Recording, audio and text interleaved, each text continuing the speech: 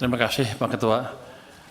Yang terhormat para pimpinan Komisi 11 DPR RI, Pak Misbakun, Pak Dolfi, Pak Muhammad Haikal, Pak Fauzi Amro, dan anggota Komisi 11 yang terhormat. Assalamualaikum warahmatullahi wabarakatuh. Selamat pagi, salam sejahtera untuk kita semua. Saya akan coba memaparkan perkembangan ekonomi triwulan ketiga 2025 dan sedikit prospeknya ke depan. Anggota Dewan yang terhormat, kami akan mulai presentasi dengan melihat dinamika perekonomian global. Kalau kita lihat sampai saat ini prospek perekonomian global mulai membaik, walaupun ada sempat ribut sana sini, kalau saya lihat sih lebih bagus daripada sebelumnya. Tensi di Amerika Serikat dan Tiongkok mulai mereda. The Fed juga sudah menurunkan Federal Funds Rate untuk kedua kalinya tahun ini. Jadi ada harapan juga The Fed masih akan menurunkan Fed Funds Rate-nya di bulan Desember. Hal ini memberikan sinyal positif bagi stabilitas dan prospek ekonomi serta sektor keuangan global ke depan, terutama dampaknya bagi emerging market termasuk Indonesia. Jadi kalau kita lihat gambar di depan itu, proyeksi pertumbuhan global yang tengah itu direvisi ke atas. Kalau kita lihat OECD tahun 2025 tumbuhnya 3,2%, mengalami koreksi 0,3% daripada sebelumnya. Yang IMF tahun 2025 diprediksi dunia tumbuh 3,2%, ini dikoreksi ke atas lagi 0,2% dari sebelumnya. Jadi kelihatannya ini sudah balik ke prediksi awal IMF di awal tahun sebelum ada trade war, bahwa global akan tumbuh dengan pertumbuhan 3,2%. Ketika trade war terjadi, IMF langsung menurunkan ke 2,8 yang diikuti oleh pesimisme di perekonomian dunia termasuk Indonesia. Tapi ternyata kelihatannya dampak perang dagang itu sudah mulai diperkirakan tidak sebesar yang sebelumnya, sehingga mereka merevisi lagi ke atas ke 3,2 sesuai dengan prediksi semula. Level pertumbuhan ekonomi Tiongkok masih lambat di triwulan ketiga akibat perang tarif dengan AS, walaupun bukan itu utamanya ya. Memasuki triwulan keempat, tensi kedua negara mulai mereda. Diharapkan ekonomi Tiongkok ke depan semakin pulih dan mendukung kinerja perekonomian Indonesia. Kinerja ekonomi Indonesia dan sebagian negara Asia Tenggara tetap resilient pada triwulan ketiga tahun 2025. Dengan berbagai perkembangan positif di global, ekonomi diharapkan semakin membaik ke depannya. Kalau kita lihat harga komoditas masih bergerak fluktuatif. Batu bara, minyak, dan nikel, dan melemahnya harga nikel secara year on year ini mempengaruhi kondisi pendapatan kita. Secara man-on-man, batu bara menguat menjadi sekitar $109,5 per ton seiring tingginya permintaan negara importir utama. Minyak Brent naik tipis secara man-on-man, namun masih melemah secara year on year. Saat ini harga minyak berada di sekitar $63,6 per barel akibat risiko geopolitik dan surplus produksi OPEC+. Menurut penurunan kinerja batubara dan nikel menjadi tantangan bagi sisi penerimaan fiskal. Sementara penurunan harga minyak meredam tekanan belanja APBN untuk subsidi dan kompensasi. Sementara itu, tembaga dan CPO dalam tren menguat secara year on year. Penguatan harga tembaga didorong kekhawatiran pengetatan supply dan berakhirnya government shutdown di Amerika Serikat. Ini memberikan dampak positif bagi penerimaan negara. Pergerakan komoditas ini juga berpengaruh pada kinerja ekspor Indonesia. Pada periode Januari hingga September 2025, surplus neraca perdagangan Indonesia masih terjaga dengan nilai kumulatif $33,48 miliar Amerika Serikat, tumbuh sekitar 50,9% year on year dengan surplus bulanan $4,34 miliar AS. Jadi kalau lihat dari sini, walaupun perekonomian dunia mengalami gejolak yang tidak menentu, kelihatannya pengaruh ke ekspor kita dan trade balance kita tidak signifikan, malah cenderung positif. Ini terlihat dari pertumbuhan trade balance yang 50,09% tadi. Secara year on year, ekspor tumbuh 11,4% dan impor naik 7,2%. Dan ini menunjukkan aktivitas industri dalam negeri makin aktif di tengah permintaan global yang masih kuat. Jadi kalau lihat dari sini sih, perlambatan ekonomi kita di sepanjang mungkin 8 bulan pertama tahun ini bukan karena global saja. Mungkin bukan karena global, mungkin karena salah urus di dalam yang sudah kita perbaiki ya. Current account mencatatkan surplus pada triwulan ketiga 2025 sebesar 4 miliar dolar atau setara dengan 1,1% PDB.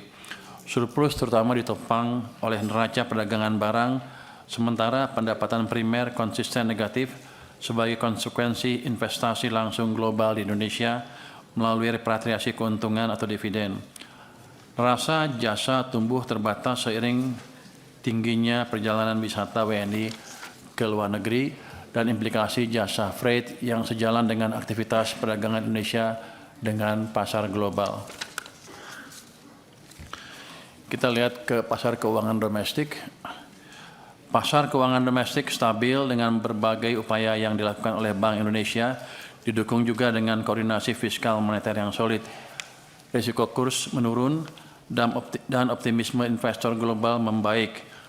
Walaupun secara agregat terjadi outflow sebesar 180,92 triliun rupiah sejak Januari hingga 21 November 2025, kita juga melihat pembalikan di pasar saham dengan inflow signifikan selama November hingga 11,21 triliun rupiah. Pembalikan flow di pasar saham menunjukkan bahwa investor asing mulai melihat prospek ekonomi kita kelihatannya lebih baik dibanding sebelumnya. Mungkin mereka lebih optimis terhadap prospek kita dibanding sebelumnya.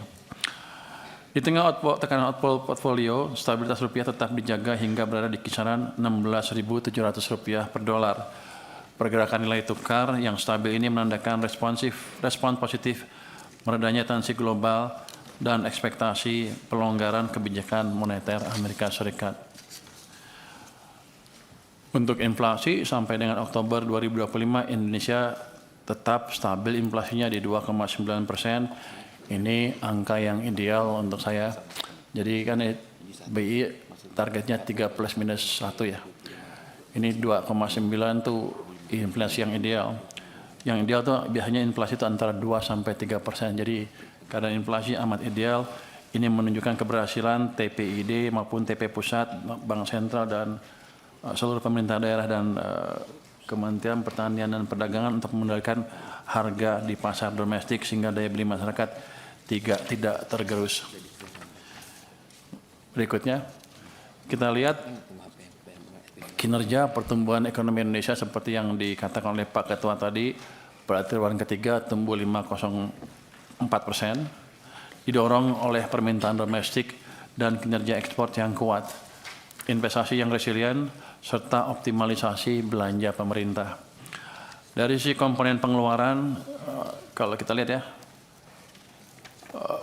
konsumsi rumah tangga sebagai penyumbang besar PDB tumbuh solid 4,89% pada triwulan 3. Investasi PMTB tumbuh 5,04%, mencerminkan optimisme pelaku usaha. Ekspor meningkat kuat 9,91% dan impor tumbuh rendah sehingga memperkuat net ekspor kita yang memberikan dorongan atau tambahan ke angka pertumbuhan kita. Konsumsi pemerintah tumbuh 5,49% sejalan dengan akselerasi belanja pemerintah di Q3 yang tumbuh tinggi dan akan terus diakselerasi di Q4. Kalau kita lihat di gambar sebelah mana kiri itu, kiri tengah, ada belanja pemerintah yang nomor 3 dari atas, kelihatan triwulan pertama mengalami kontraksi minus 1,37, triwulan kedua masih minus 0,33, triwulan ketiga ke 5 sekarang tumbuh positif 5,5%. Jadi di dua triwulan pertama tahun ini pemerintah belanjanya lambat sehingga memperlambat pertumbuhan ekonomi kita. Ini kita perbaiki dan ke depan saya pastikan di triwulan pertama tahun depan kita akan tumbuh terus, kita akan cegah belanja yang terlambat dari pemerintah sehingga dorongan keekonominya akan tetap kuat. Dari sisi produksi, sebagian besar tumbuh positif, manufaktur tumbuh 5,54%, perdagangan tumbuh 5,49%, transportasi 8,62%, serta informasi dan komunikasi 9,65%. Sektor konstruksi juga tumbuh stabil, sementara pertambangan sedikit terkoreksi karena moderasi harga komoditas di pasar dunia. Sementara itu, sektor pertanian yang didukung program prioritas pangan Presiden meningkat drastis dari 1,65% pada Q2 menjadi 4,93% pada Q3. Hal ini dilakukan guna meningkatkan kesejahteraan petani, mendukung pengentasan kemiskinan, dan mencapai tujuan ketahanan pangan. Secara keseluruhan, konsumsi yang kuat, investasi yang terjaga, dan ekspor yang meningkat menjadi pendorong utama pertumbuhan ekonomi Indonesia. Upaya pemerintah terus mendorong kontribusi industri bernilai tambah juga terlihat pada realisasi pertumbuhan sejumlah wilayah. Sulawesi tumbuh 5,8% next, dan Jawa 5,2% dengan mengandalkan terutama dari industri pengolahan. Sumatera tumbuh 4,9% dan Kalimantan 4,7% disumbang oleh sektor pertanian dan perdagangan. Bali dan Nusa Tenggara tumbuh 4,7% dengan industri pariwisatanya. Kita lihat gimana kondisi masyarakat kita sekarang. Next. Optimisme masyarakat untuk konsumsi dan produksi semakin membaik, didorong kuatnya kepercayaan dan permintaan domestik. Dari sisi konsumsi, penjualan retail tetap melanjutkan tren positif. Belanja masyarakat juga terus menguat, terutama untuk barang tahan lama. Di sektor real, penjualan motor tumbuh 8,4% year on year, jadi sudah positif, tinggi. Sementara mobil menunjukkan perbaikan, itu walaupun masih negatif minus 4,4% angka terakhir, tapi negatifnya sudah berkurang amat signifikan dibanding dengan bulan-bulan sebelumnya. Saya pikir bulan ke depan penjualan mobil juga akan mulai positif lagi. Dari sisi produksi, sektor manufaktur ekspansi dengan PMI manufaktur di level 51,2 pada bulan Oktober.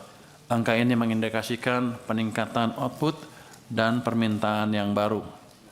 Selain itu, masyarakat optimis melihat kondisi ekonomi ke depan dengan indeks ekspektasi ekonomi naik ke 133,4.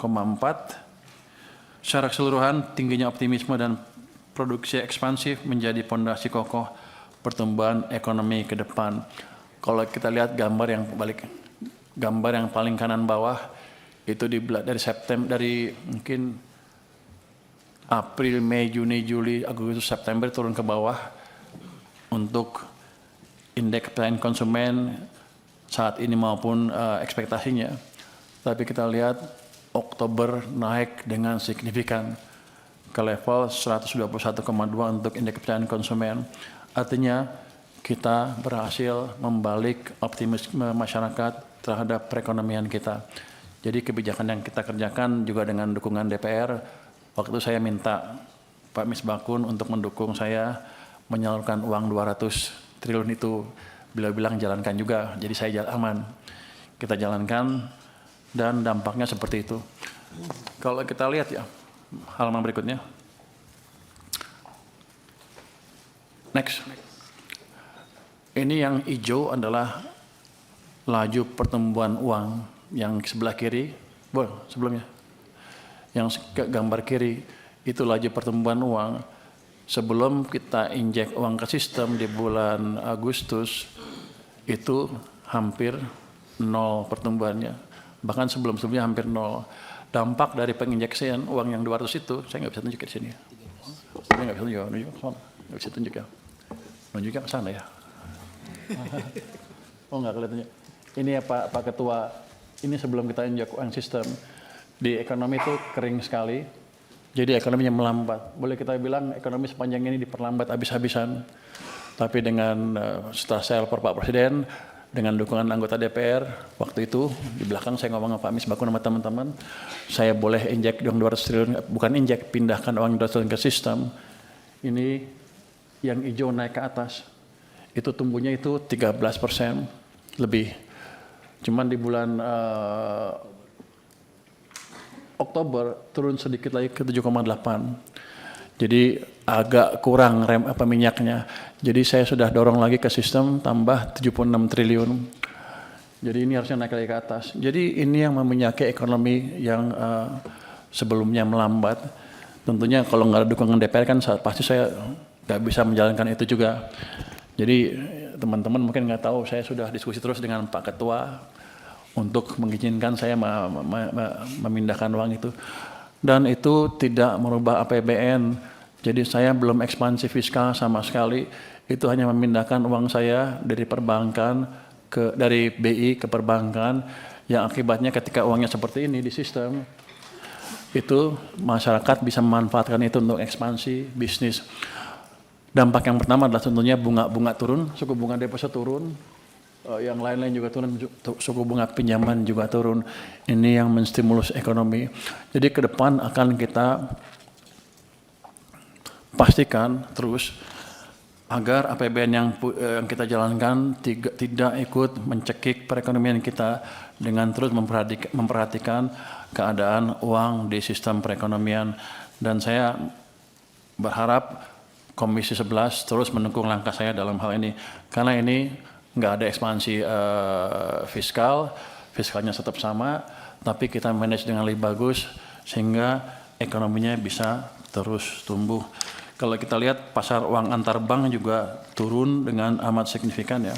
Jadi ketika bunga masuk ke sistem, uang masuk ke sistem seperti itu, bank punya uang, maka dia akan menyalurkan, pertama yang gampang-gampang dulu pasti dia pasar uang antar bank. Habis itu dia akan cari yang lain, sampai akhirnya paksa mereka akan menyalurkan kredit juga. Kredit juga sudah mulai tumbuh. Saya pikir akhir tahun akan mendekati 10%, karena full impact dari kebijakan seperti ini biasanya 2 bulan, 3 bulan di perekonomian baru kelihatan. Jadi saya expect ekonomi kita akan tumbuh lebih bagus di triwulan keempat tahun ini. Kalau sebelumnya 5,02 ya, triwulan ketiga, kita expect di triwulan keempat dengan hitungan ini, dengan stimulus ini, dengan stimulus yang lain-lain, BLTS dan lain-lain, kita expect ekonomi kita di triwulan keempat bisa tumbuh 5,6 sampai 5,7%. Kalau itu terjadi, maka pertama, momentum pertumbuhan ekonomi kita sudah berbalik dari melambat ke arah percepatan. Yang kedua, full year ekonomi kita bisa tumbuh sebesar 5,2%. Untuk investor, pasar modal maupun pasar real maupun FDI, arah ekonomi akan menentukan sekali kepada keputusan mereka untuk merealisasikan rencana investasinya. Kalau Anda lihat di pasar saham kan sudah naik cukup signifikan. Mungkin sebagian orang bilang itu ya orang yang punya duit aja yang main di sana. Tapi untuk sebagian besar investor yang jangka panjang, itu memberi sinyal bahwa ada sesuatu perbaikan yang positif di sini. Itu sebagai flag pertama bahwa ada perbaikan yang positif di sini. Selama kita bisa menjalankan kebijakan yang terus berkesinambungan, saya pikir ekonomi kita akan semakin bagus, pasar saham akan semakin kuat, dan pelan-pelan investor jangka panjang juga akan masuk. Saya ingin tambahkan sedikit.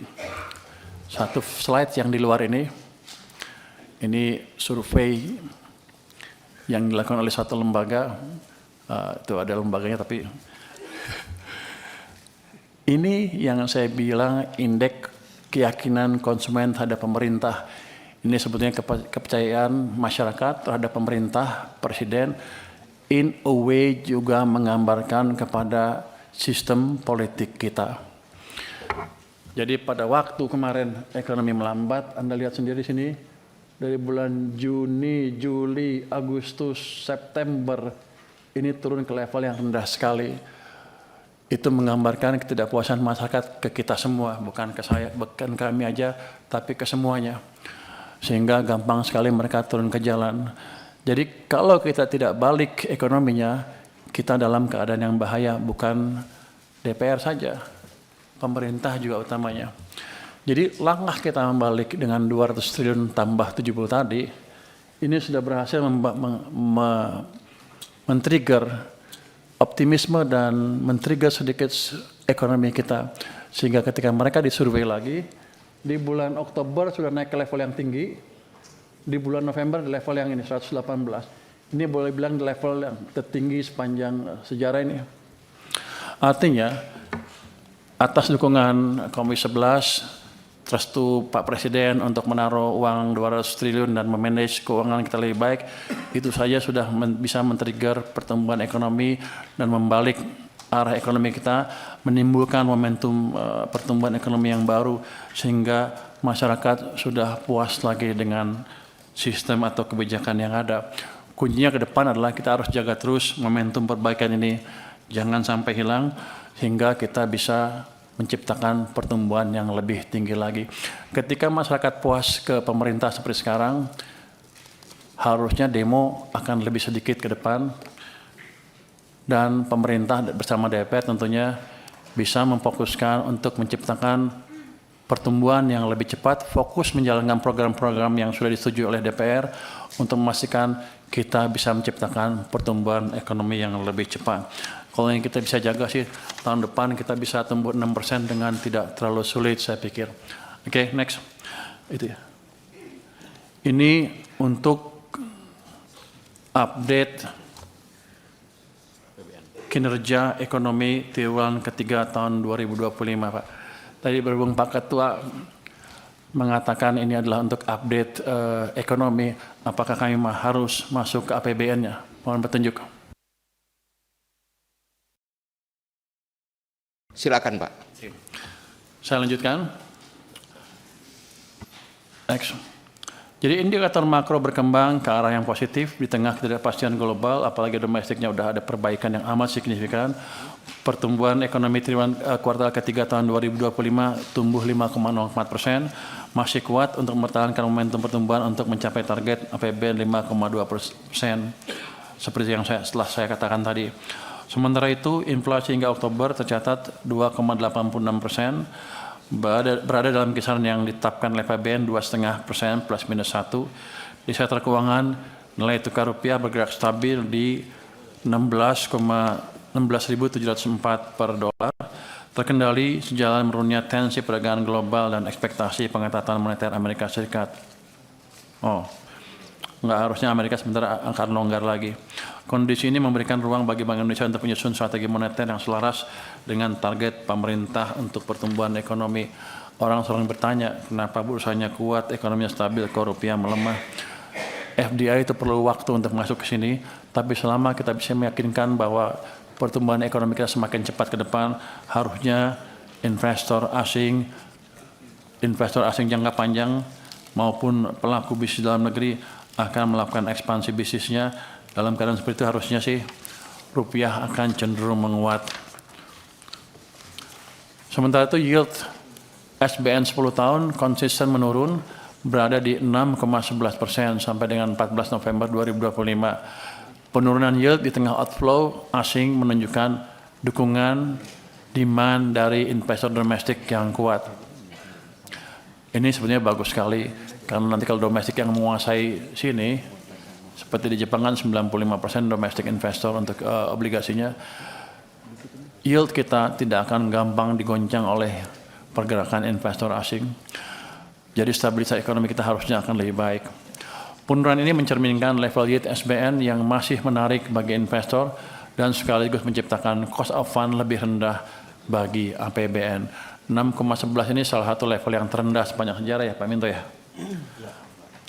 Untuk sektor migas, harga minyak mentah tercatat $69 per barel, jauh di bawah asumsi APBN. Ini berdampak positif terhadap belanja pemerintah. Dinamika harga ini dipengaruhi oleh faktor geopolitik dan respon kebijakan OPEC+. Terakhir, lifting minyak dan lifting gas masing-masing terrealisasi 580,3 ribu barel per hari dan 974 ribu barel setara minyak per hari untuk gas. Pemerintah terus mengoptimalkan lifting migas melalui peningkatan investasi dan pengembangan teknologi untuk mencapai target APBN. Jelajahi cara baru mendapatkan informasi. Download Metro TV Extend sekarang.